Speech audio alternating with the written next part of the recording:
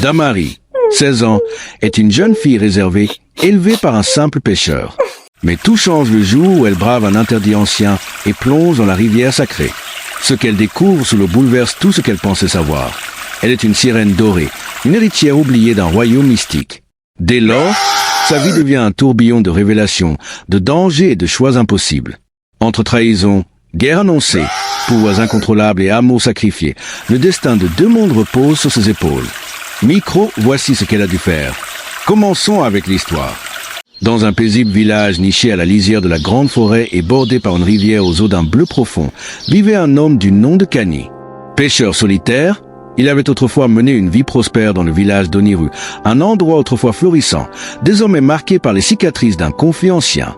Kani avait quitté Oniru après la mort mystérieuse de son épouse et s'était installé dans un village voisin, Erin, pour fuir les regards accusateurs et les légendes persistantes. Il emmenait avec lui une petite fille, sa fille unique, Naya. Naya avait grandi sans connaître sa mère, qu'on disait avoir disparu dans la rivière la nuit de sa naissance. Les anciens du village murmuraient à voix basse des choses sur la lignée de Kani, des histoires de malédictions d'eau, de pactes oubliés et de créatures marines au pouvoir terrifiant. Mais Kani n'en parlait jamais. Pour lui, sa fille était tout ce qui lui restait. Il la protégeait du monde extérieur et surtout de la rivière. Il lui interdisait de s'en approcher seule. Mais la rivière appelait Naya. Depuis toute petite, elle ressentait un lien étrange avec ses eaux. Parfois, lorsqu'elle pleurait, la rivière semblait pleurer avec elle, ses vagues devenant agitées, frappant les berges avec fureur. Parfois, quand elle riait, la rivière chantait avec elle, en écho. Et surtout, parfois, dans ses rêves, elle nageait. Elle n'en parlait à personne. Elle gardait ses sensations pour elle, tout comme elle gardait le secret de ses chants. Naya possédait une voix étrange. Lorsqu'elle chantait, les oiseaux se taisaient. Le vent semblait suspendre son souffle. Et parfois, elle avait l'impression qu'une présence invisible l'écoutait, tapie sous la surface de l'eau. Une fois, alors qu'elle était seule près de la rivière, elle fredonna une chanson sans y penser. Une mélodie qui ne venait pas d'elle, mais d'un souvenir enfoui. L'eau s'était mise à bouillonner. Une silhouette sombre était apparue brièvement dans les profondeurs avant de disparaître dans un tourbillon.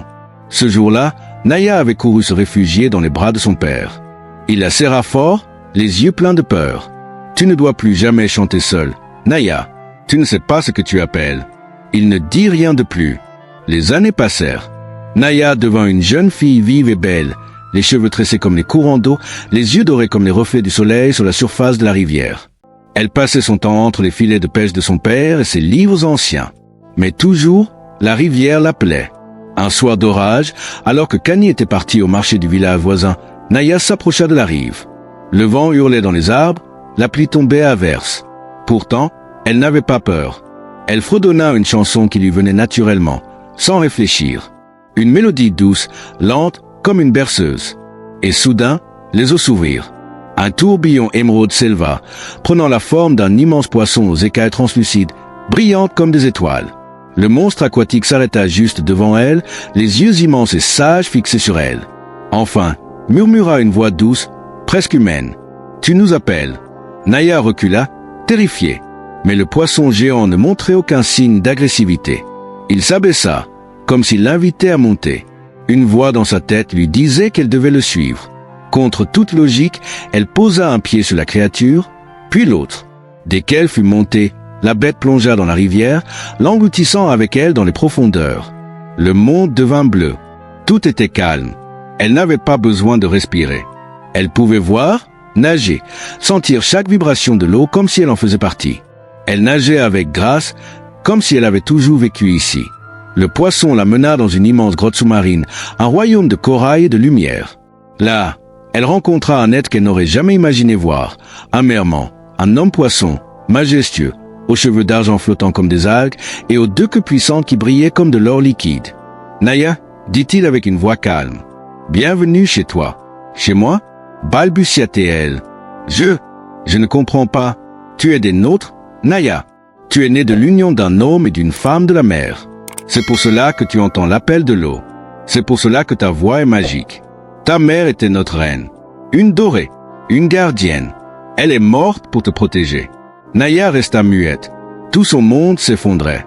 Son père lui avait menti toute sa vie. « Tu dois comprendre, continua le merman, que nous t'avons observé depuis ta naissance. Mais jusqu'à ce que tu chantes de ton plein gré, nous ne pouvions pas t'approcher. Maintenant que tu es ici, ton destin est en marche. » Il leva la main, et un miroir d'eau apparut. Naya s'y vit. Sa queue avait remplacé ses jambes. Une queue dorée, scintillante, avec des motifs anciens gravés dans ses écailles. Tu es une sirène dorée, l'héritière du trône des profondeurs. Et il est temps pour toi de connaître ta vérité. À ce moment-là, une autre sirène, fine et élégante, s'approcha, inquiète. « Mon roi, dit-elle au merman à deux queues, la jeune fille humaine blessée. Elle ne tiendra pas sans soin de la surface. Nos potions ralentissent la fièvre, mais elle refuse de s'alimenter. Elle doit être ramenée. » Naya sursauta. « Mabako, où est-elle ? » « Elle était avec moi près de la rivière. Elle est dans le ventre du poisson, en sécurité, mais pour peu de temps. » Sans attendre, Naya nagea hors de la salle, ses mouvements rapides, puissants, comme si elle avait toujours nagé ainsi. Elle retourna dans le grand poisson et trouva Mabako, son amie, allongée, pâle, haletante. Elle posa sa main sur elle, les larmes aux yeux. « Je vais te ramener, » dit-elle doucement. « Je dois voir mon père aussi. » Elle chanta, une mélodie plus douce, plus terrestre. Le poisson géant répondit à son appel. Il ferma sa bouche lentement, les enfermant toutes les deux à l'intérieur, et remonta vers la surface. À ce moment même, Kani, le père de Naya, revenait d'Oniru, son ancien village. Ce qu'il vit le glaça d'horreur. Le village avait été réduit à des cendres, des maisons brûlées, des corps, et au milieu des ruines, des hommes armés, des visages pleins de haine. Lorsqu'ils le virent, ils hurlèrent « Voilà l'homme, celui dont la fille a détruit notre village. Lui et sa sorcière de fille doivent mourir. » Kani se mit à courir, le cœur battant, certain que sa fille était vivante, qu'elle l'attendait quelque part. C'est alors qu'il entendit une chanson douce mais puissante, une chanson familière. Il suivit la voix jusqu'à la rivière. Là, sur la rive de Hérin, il vit le grand poisson. Il s'ouvrit lentement. En sortirent Naya, transformée, et Mabako, évanouie dans ses bras. Kani courut vers sa fille, larmes aux yeux. « Naya, ma fille, tu es vivante. » Elle le serra fort, sans mots. « Je suis désolé, père, je suis une sirène. Je suis ce que maman était. Tu as essayé de me protéger, je comprends. » Il hocha la tête, les yeux pleins d'amour. Mais Naya n'avait pas fini. Elle devait ramener Mabako à une clinique. Elle confia son amie à Kani, lui demandant de la mettre à l'abri, puis promit de revenir bientôt. Mais rien ne se passa comme prévu. Une foule armée surgit de la forêt. Ils reconnurent Naya et Kani. Ils hurlèrent des insultes, lançant des pierres. Le grand poisson rugit et replongea dans la rivière avec Naya. Kani et Mabako furent capturés. Dans les jours qui suivirent sa découverte de la vérité, Damari ne parvenait pas à trouver le sommeil. Les vagues semblaient lui parler, et les reflets de lune dans l'eau de la rivière interdite l'attiraient comme un appel ancestral. Elle repensait sans cesse aux paroles du merman à deux queues et aux révélations sur sa mère, jadis reine des océans. Mais surtout, elle était hantée par le regard bouleversé de son père lors de leur discussion sur la rive. Un soir, alors que les étoiles étincelaient comme des diamants jetés dans le ciel noir, Damari prit une décision. Elle ne pouvait pas ignorer l'appel de l'eau. Ce don, cette malédiction, ce mystère qui coulait dans ses veines. Il était temps de comprendre qui elle était réellement. Elle se leva avant l'aube et se rendit seule au bord de la rivière interdite. Son cœur battait fort alors qu'elle posait une main tremblante sur l'eau calme. Comme par magie, la surface s'agita légèrement, l'accueillant. Elle entra dans la rivière, et à peine fut-elle immergée jusqu'à la taille que sa peau s'illumina d'une douce lueur dorée. Ses jambes se transformèrent lentement en une queue de sirène majestueuse, aux écailles miroitantes comme de l'or pur. Sous l'eau, un monde nouveau s'ouvrit à elle. Des créatures marines aux formes étranges la regardaient passer, curieuses, mais pas hostiles. Des coraux vivants, des bancs de poissons aux couleurs impossibles, tout cela faisait désormais partie de son monde. Et au milieu de ce ballet aquatique, elle vit le grand poisson, une créature titanesque, semblable à une baleine dorée avec une bouche luminescente. Il semblait l'attendre. « Viens, Damari » dit une voix douce dans son esprit. C'était le grand poisson qui communiquait par télépathie. « Tu es prête ?» Il l'emmena jusqu'à une grande cité sous-marine construite en coquillages géants, en roches sculptées, en algues lumineuses. Des sirènes et des tritons vinrent à sa rencontre, émerveillés de voir une dorée parmi eux. Rares étaient ceux qui naissaient avec la lueur dorée. Ils étaient les élus, les ponts entre les humains et les mers. La dernière en date avait été sa mère, la reine Nia. Le merman à 2 queues, qu'on appelait officiellement Safar, l'attendait dans une grande salle entourée de statues marines. Il la salua d'un geste solennel, puis lui expliqua qu'il était le conseiller royal de sa mère. Il lui révéla que Nia avait fui le trône en refusant une guerre contre les humains qu'elle jugeait injuste. Mais ses ennemis sous-marins n'avaient jamais pardonné cette faiblesse, et sa disparition avait laissé un vide dans le royaume. « Tu es l'héritière d'Amari, dit-il avec gravité. Et même si nous ne te forçons pas à régner, ton existence seule révèle les espoirs et les conflits oubliés. » Damari se sentit tiraillée. Elle ne voulait pas de pouvoir, elle voulait seulement comprendre. Mais quelque chose en elle vibrait à l'idée de justice, à l'idée de réparer les torts causés à sa mère et de protéger ceux qu'elle aimait, humains comme êtres marins. Pendant qu'elle apprenait à maîtriser ses dons, créer des courants, communiquer avec les poissons, sentir les émotions à travers l'eau, un événement inattendu survint. Mabaro, sa meilleure amie, avait disparu. En réalité, Mabaro avait suivi Damari jusqu'à la rivière, inquiète de ses absences répétées. Elle avait été accidentellement repérée par une patrouille marine et blessée, avait été amenée à la cité sous-marine. Les guérisseurs marins avaient réussi à la stabiliser, mais leur magie ne pouvait guérir les humains aussi bien que leurs propres espèces. Lorsque Damari apprit la nouvelle, elle nagea en panique vers la salle de soins. Mabaro, affaiblie mais consciente, la regarda avec des yeux pleins d'émerveillement. « Tu es une sirène » murmura-t-elle, incrédule. Damari hocha la tête, émue. « Oui, mais je suis toujours ta meilleure amie. » Voyant que l'état de Mabaro nécessitait des soins humains, Safar autorisa Damari à la ramener à la surface. Elle chanta alors une douce mélodie, une chanson de chœur, selon les sirènes, et le grand poisson la transporta, avec Mabaro dans sa gueule protectrice, vers la rive. Mais un drame se préparait. Au village, Seguin avait été alerté par des rumeurs. Il avait tenté de retrouver son ancien foyer pour récupérer des affaires, mais le village avait été détruit. Pire encore, des hommes armés l'Y attendaient, l'accusant lui et sa fille d'avoir attiré le malheur. Ils le poursuivirent jusqu'à la rivière. En entendant la chanson de Damari, Seguin sut que sa fille était proche. Il la retrouva sur la rive, accompagné de Mabaro et du grand poisson. Les retrouvailles furent émouvantes. Damari se jeta dans les bras de son père et lui raconta toute la vérité. Seguin, bien que bouleversé, comprit enfin les douleurs qu'il avait voulu enterrer. Il promit de protéger sa fille, quoi qu'il arrive. Damari l'implora de conduire Mabaro à la clinique du village voisin, et il accepta. Mais alors qu'il s'éloignait, une horde d'hommes armés surgit. Le grand poisson et Damari durent replonger dans la rivière. Ce que Damari ignorait, c'était que son père et Mabaro furent capturés peu après. Les hommes du village de Gogoro, autrefois chassés par la colère de la rivière, avaient fait alliance avec d'autres habitants, assoiffés de vengeance. Voyant en Damari une menace surnaturelle, ils élaborèrent un plan cruel. Forcer la sirène dorée à se livrer en échange de la vie de ses proches. Dans une ultime manœuvre, ils obligèrent Mabaro à retourner au rivage et à appeler le grand poisson. Elle refusa, prétendant ne pas savoir comment. Mais après un passage à tabac brutal, son cri de douleur fut si sincère, si profond, qu'il traversa l'eau. Le grand poisson surgit alors à la surface, furieux, et emporta Mabaro blessé dans son ventre protecteur, direction le royaume sous-marin. Là, elle retrouva Damari et lui raconta tout. Ce fut la goutte d'eau de trop. Le cœur de Damari bouillonnait de rage et de chagrin. Son père était captif, Mabaro avait failli mourir, et tout cela par la faute de l'intolérance humaine. Debout au milieu de la salle du trône marin, ses cheveux flottant autour d'elle comme des serpents dorés, elle jura qu'elle ferait tout pour le sauver avec ou sans le soutien des siens. Safar tenta de la calmer. Il évoqua les souvenirs de la reine Nia, la sagesse dont elle avait fait preuve. Il lui rappela que les guerres entre les terres et les mers ne finissaient jamais bien. Mais Damari, bien qu'émue, savait qu'elle devait agir. Et vite. Le lendemain, seule, déterminée et vêtue d'une armure de nacre forgée pour elle, elle s'apprêta à remonter vers la surface. Elle ferait face aux humains. Seule, pour l'instant. La guerre était proche. Le retour de Mabaro dans le monde des humains n'eut rien de joyeux.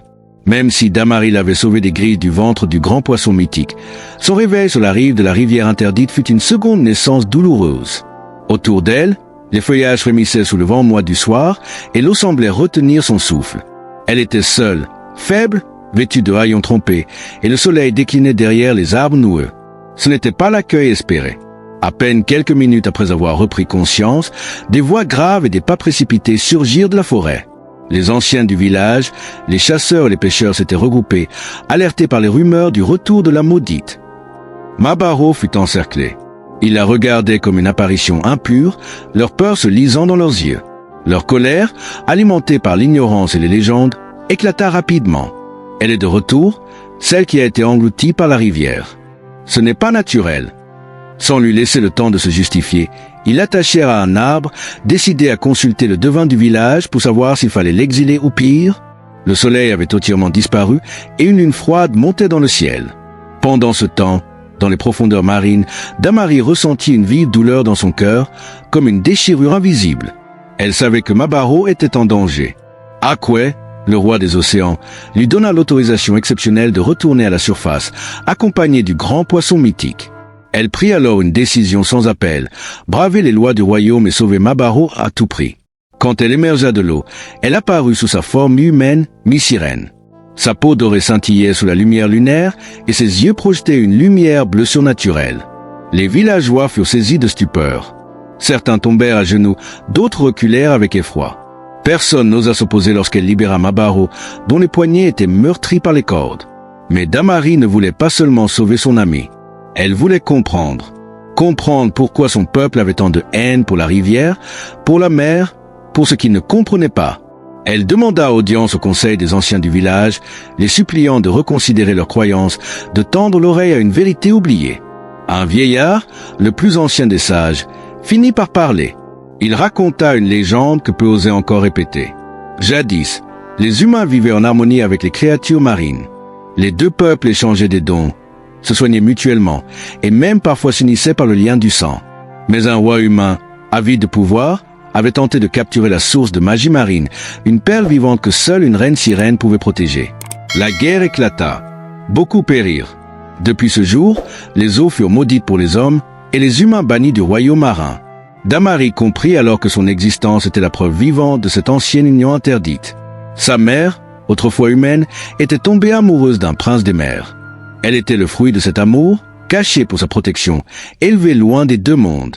Cette révélation bouleversa les anciens. Certains y virent un signe, une possibilité de réconciliation. D'autres, au contraire, virent en Damari une menace plus grande encore que celle de la malédiction. Le village se divisa.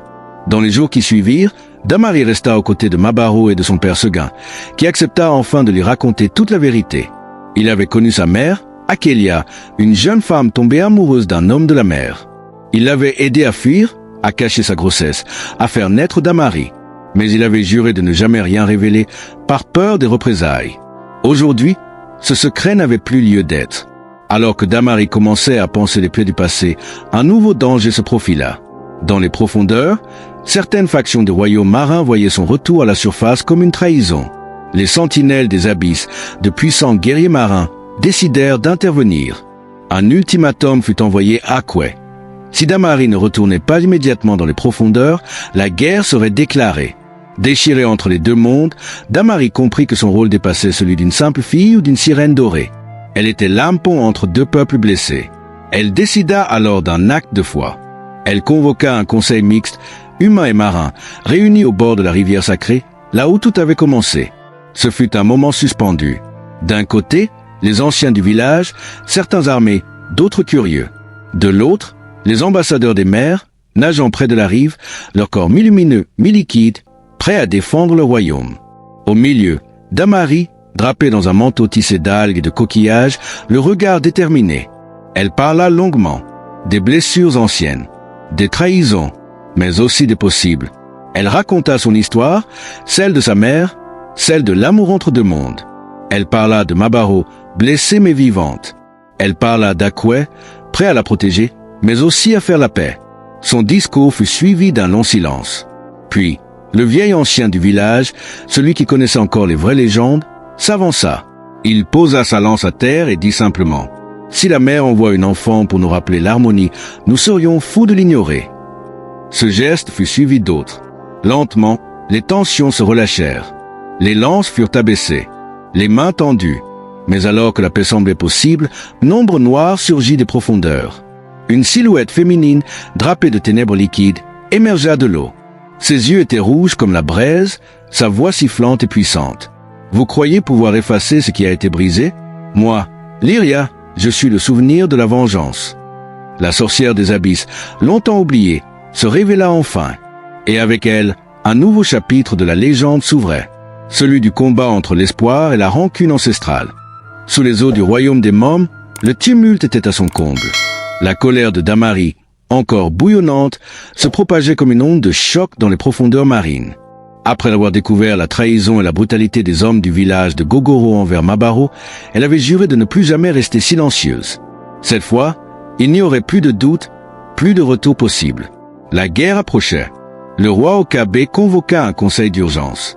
Les doyens, les prêtres et les commandants des sentinelles marines se réunirent dans la salle des coraux ancestraux. Damari y entra, escortée par 2 sirènes au regard déterminé. Elle se tenait droite, sa peau dorée émettant une lumière douce mais vibrante, comme si elle était elle-même un fragment du soleil tombé dans les abysses. La surface a violé le pacte. Mon ami a été battu. Mon père capturé. Il menace notre peuple. Assez de silence, dit-elle, sa voix claire résonnant dans la salle. Un murmure parcourut l'assemblée. Certains anciens protestaient encore, craignant les conséquences d'un affrontement. Mais le roi Okabe leva la main. Il est temps de rappeler aux hommes pourquoi la rivière était sacrée. Tu es notre messagère, Damari. Mais si tu choisis d'être notre flèche, nous te suivrons. Ainsi fut scellée la décision. Damari, guidé par l'esprit des eaux et la mémoire de ses ancêtres, mena une armée d'écailles et de fureur vers la surface. Les mômes, mélange de tritons, sirènes et créatures marines, surgirent une nuit sans lune, silencieux comme les abysses. Le village de Gogoro, déjà ébranlé par des tensions internes et par les accusations contre ceux qui avaient torturé Mabaro, fut pris de court. Les mémoires des anciens, qui se souvenaient encore des temps où les eaux parlaient, furent ravivées. Damari ne cherchait pas la destruction. Elle était venue avec une proposition. Elle se tenait au centre du village, sur la place sacrée, les pieds dans une flaque d'eau salée que sa présence seule faisait frémir. « Rendez mon père, libérez Mabaro de vos peurs, réparez ce que vous avez détruit, et les eaux vous protégeront à nouveau. Refusez, et nous reprendrons ce qui fut à nous. » Certains, jeunes et vieux, plièrent le genou, mais le chef du village, obsédé par l'orgueil, ordonna l'attaque. Ce fut sa perte. Les mômes, d'abord patients, réagirent. Une vague surgit de nulle part, balaya les barricades. Des lianes aquatiques s'enroulèrent autour des lances, les rendirent inoffensives. Les sirènes chantèrent, et les guerriers du village tombèrent dans un sommeil profond. Damari entra dans la hutte où étaient enfermés Séquin. Il était affaibli, amaigri, mais ses yeux brillaient en voyant sa fille. « Tu as changé, souffla-t-il. J'ai grandi, papa, mais je suis toujours ta fille. » Elle le libéra et le porta jusqu'à la rivière où l'attendait le grand poisson sacre. Mabaro y était déjà, soigné et debout. Le village fut convoqué. Damari, perché sur un rocher au bord de l'eau, proclama la fin de l'ancien monde. Désormais, les humains et les mômes vivront en vérité. La rivière est vivante. La blesser, c'est blesser l'équilibre même de ce monde. Respectez-la ou perdez-la à jamais. Puis, elle retourna dans les profondeurs avec les siens. Le roi Okabe, fier, l'accueillit non plus comme une simple messagère, mais comme l'héritière d'un royaume nouveau. Le peuple des mômes chanta cette nuit-là. Et sur la surface, au village de Gogoro, les enfants écoutaient, fascinés, les histoires de la sirène dorée qui avait ramené l'harmonie entre les eaux et la terre. Damari, la fille de l'eau et du feu, était devenue une légende vivante. Et là où coulait la rivière, coulaient aussi les champs de paix.